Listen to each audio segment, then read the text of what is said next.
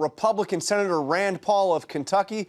Senator Paul, thank you for joining us. And I want to start with what the president said, fine-tuned machine over this first month. Is that what you're seeing? Well, you know, beauty is in the eye of the beholder. And from where I sit, we've done a lot of good things. You know, we repealed regulations for the first time in 20 years using the Congressional Review Act. 3 regulations that were going to cost the economy hundreds of millions of dollars and tens of thousands of jobs. That is big progress. We're on schedule to repeal Obamacare. Big progress. His cabinet picks, from a conservative point of view, have exceeded my expectations. I think Scott Pruitt's going to be great at EPA. I think we're really going to do some conservative things. Supreme Court Justice, somebody I could have picked. So I'm actually very, very pleased with where we are. Now, part of the kind of chaos theory stems from the president's words, what he said. I want to play something he said last night at his rally. You look at what's happening last night in Sweden. Sweden. Who would believe this? Sweden. They took in large numbers. They're having problems like they never thought possible. Now, that was in a riff where he was talking about terror attacks. So we scrubbed the record, scrubbed news reports out of Sweden. Do you have any idea what he was talking about? Well, I think there have been some altercations. There was a New Year's Eve altercation, I think a year ago, where there was quite a few things that were happening that did involve refugee populations, and I believe that was in Sweden. But, you know, I think that anybody who thinks that it's been seamless and no bumps in the road in Germany with allowing 1 million people to come in, no, I think there have been problems. And I think there are legitimate concerns that get sloughed over here. For example, World War I, World War II, immigration came to a grinding halt in our country during these wars.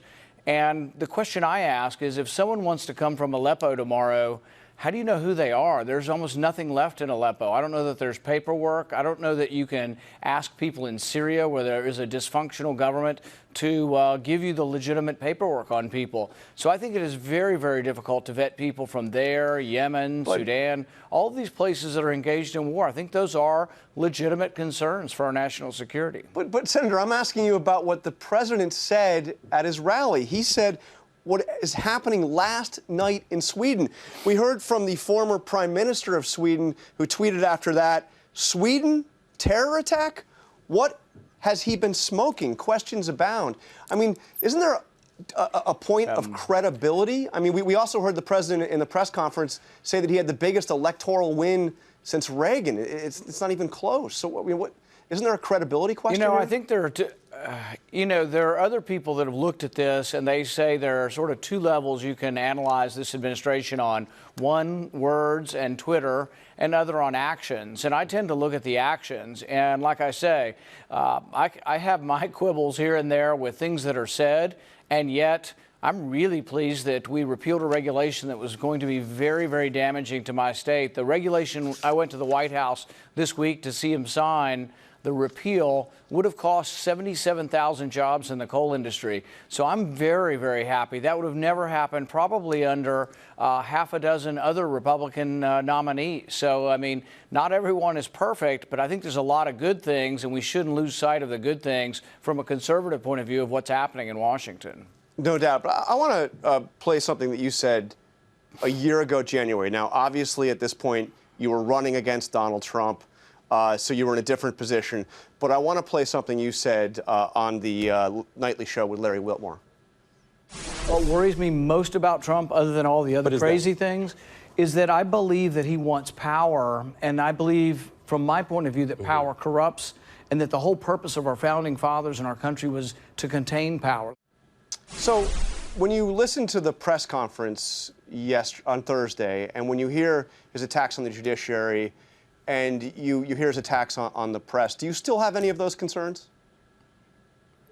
You know, I have a great deal of concern for any president and the amount of power they accumulate versus Congress. So I'm a stickler about the idea of separation of powers. When you go back to James Madison, and he said we would pit ambition against ambition to try to check and keep things in balance, I think that's incredibly important. And I think all presidents have tried to gain too much power. But this is more about the words and the personality of President Trump. I was very, very concerned about President Obama and how much executive order and how much executive legislative power he tried to exert. But I think I want to be, and I think Congress will be, a check on any executive, Republican or Democrat, that tries to grasp too much power. And really, a lot of the fault is not only presidents trying to take too much power, it's Congress giving up too much power. We write only skeletons of bills, sort of outline of bills. Even Obamacare was just sort of an outline, 2,700-page outline. Then we sent it up there, and the rest of it's written by bureaucrats, the permanent bureaucratic state.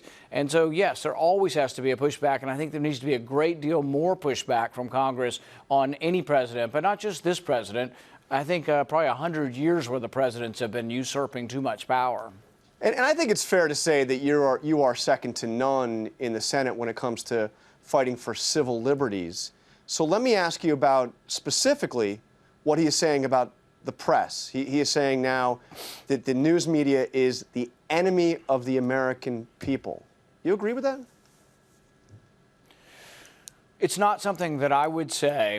I would say that there is bias, and I think it's fair to point out that there is bias in the media on both sides, both right and left, and that it's very hard to find objective news because we've gotten, particularly as you watch cable news, it's so dominated by opinion.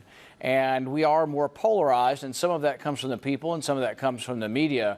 But I would say that I don't see in his criticism somehow, people think that the separation of powers means that the president can't criticize the judiciary. No, it has nothing to do with that. That's more of sort of political sensibilities, but has nothing to do with the Constitution or separation of powers. We don't like it. We may say it sort of treads on things, but the separation of powers is about legislative powers. It isn't about discussion or words. So I would separate, once again, words from actual real legislative action. If someone tries to put limits on the press, I'll be the first one standing up for the right of press, left and right, to continue saying and being part of the discussion and forwarding the discussion. What would you make of McCain's statement that we're creeping towards a situation where people are potentially supportive of dictatorship in this country? Is that over the top, or is there a concern? I think Senator McCain's perspective is colored by his disagreements with President Trump on foreign policy. If I were to look at foreign policy, I would say John McCain's been wrong on just about everything over the last 4 decades. He advocated for the Iraq War, which I think destabilized the Middle East. If you look at the map, there's probably at least 6 different countries where John McCain has advocated for having U.S. boots on the ground. John McCain's complaint is we're either not at war somewhere, or if we're at war, we leave too soon. So we're not there soon enough, and he wants us to stay forever wherever we send troops. So that's a foreign policy that is at odds with President Trump. And also the idea of engagement, the idea of foreign policy realism, I think fits more neatly with President Trump, and with John McCain, the neoconservative label of let's make the world safe for democracy and we're going to topple every regime hasn't worked. I mean, our intervention to destabilize the Assad regime has really made the chaos worse in Syria. And if you were to get rid of Assad today, I would actually worry about the 2 million Christians that are protected by Assad. So I think it's more a foreign policy debate. And Trump and McCain are on opposite sides of that debate. And I tend to sympathize more with the president that we need a change. We don't need to continue to have regime change throughout the world, nation building. It's expensive, and we don't have enough money to rebuild our own country if we're rebuilding everyone else's countries. But just to clarify, what McCain said specifically is dictators get started by limiting freedom of the press. I imagine you agree with that. Well, the thing is I don't agree with his analysis and applying that to the president. I haven't seen any legislation coming forward that wants to limit the press. I see President Trump expressing his opinion rather forceful in his own, his own distinct way. But I see no evidence that anybody's putting forward any kind of legislation to limit the press. So I think people, this is colored by John McCain's disagreement with President Trump. It all is. Everything that he says about the president is colored by his own personal dispute he's got running with President Trump. And it should be taken with a grain of salt because John McCain's the guy that's advocated for war everywhere. He would bankrupt the nation.